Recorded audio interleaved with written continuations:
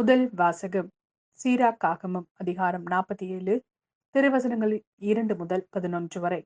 நல்லுறவு பலியிலிருந்து கொழுப்பு பிரிக்கப்படுவது போல் இஸ்ரேல் மக்களிடமிருந்து தாவீது தெரிந்து கொள்ள பெற்றார். வெள்ளாடுகளுடன் விளையாடுவது போல சிங்கங்களுடன் விளையாடினார். செம்மறி ஆடுகளுடன் விளையாடுவது போல கரடிகளுடன் விளையாடினார்.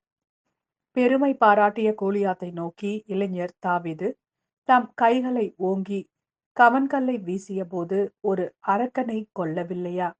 அதனால் மக்களது இழிநிலையை அகற்றவில்லையா?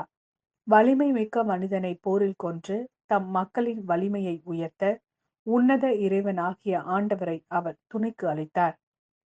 ஆண்டவரும் அவருடைய வலக்கைக்கு வலிமையூட்டினார்.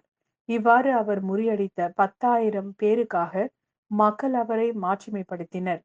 ஆண்டவருடைய ஆசிகளுக்காக அவரை புகழ்ந்தனர். மாட்சியின் மணிமுடியை அவருக்கு சூட்டினர். எப்புறமும் அவர் பகைவர்களை துடைத்தளித்தார். எதிரிகளான பெலிஸ்தியரை அடக்கி ஒழித்தார். அவர்களுடைய வலிமையை அறவே நசுக்கினார். தம் எல்லா செயல்களிலும் மாட்சியை சாற்றும் சொற்களால் உன்னத இறைவனாகிய ஆண்டவருக்கு நன்றி செலுத்தினார்.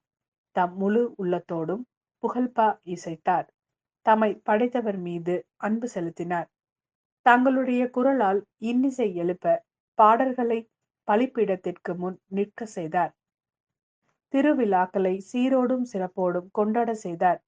ஆண்டவருடைய திருப்பெயரை அவர்கள் புகழ்ந்து பாடுவதால் திருவிடம் வைகரையிலிருந்து எதிரொலிக்கும்படி ஆண்டு முழுவதும் காலங்களை குறித்தார். ஆண்டவர் அவருடைய பாவங்களை நீக்கினார்.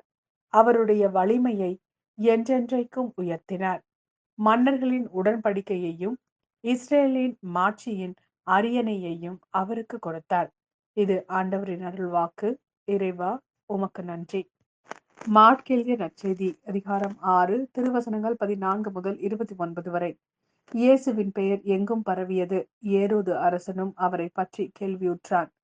சிலர் இருந்த திருமுழுக்கு யோவான் உயிருடன் எழுப்பப்பட்டு விட்டார். இதனால்தான் இந்த வல்ல செயல்கள் இவரால் செய்யப்படுகின்றன என்றனர். வேறு சிலர் இவர் எலியா என்றனர். மற்றும் சிலர் ஏனைய இறைவாக்கினரை போல் இவரும் ஒரு இறைவாக்கினரே என்றனர். இதை கேட்ட ஏரோது, இவர் யோவானே. அவர் தலையை நான் வெட்ட செய்தேன், ஆனால் அவர் உயிருடன் எழுப்பப்பட்டு விட்டார் என்று கூறினான். இதே ஏரோது தன் சகோதரரான பிலிப்பின் மனைவி எரோதியாவை மனைவியாக்கிக் கொண்டிருந்தான். அவள் பொருட்டு ஆள் அனுப்பி யோவானை பிடித்து கட்டி சிறையில் அடைத்திருந்தான். ஏனெனில் யோவான் ஏரோதிடம், உம் சகோதரர் மனைவியை நீர் வைத்திருப்பது முறையல்ல என சொல்லி வந்தார். அப்போது ஏரோதியா அவர் மீது காழ்ப்புணர்வு கொண்டு அவரை கொலை செய்ய விரும்பினாள். ஆனால் அவளால் இயலவில்லை. ஏனெனில் யோவான் நேர்மையும் தூய்மையும் உள்ளவர் என்பதை ஏரோது அறிந்து அஞ்சி அவருக்கு பாதுகாப்பு அளித்து வந்தான். அவர் சொல்லை கேட்டு மிக குழப்பமுற்ற போதிலும் அவருக்கு மனமுவந்து செவிசாய்த்தான். ஒரு நாள் ஏரோதியாவுக்கு நல்ல வாய்ப்பு ஒன்று கிடைத்தது. ஏரோது தன் பிறந்த நாளில் அரசவையில் இருக்கும் 1000 தலைவர்களுக்கும் கலிலேய முதன்மை குடிமக்களுக்கும் ஒரு விருந்து படைத்தான். அப்போது ஏரோதியாவின் மகள் உள்ளே வந்து நடனமாடி ஏரோதையும் விருந்தினரையும் அகமகிழ செய்தாள். அரசன் அச்சிறுமியிடம், உனக்கு என்ன வேண்டுமானாலும் கேள், தருகிறேன் என்றார்.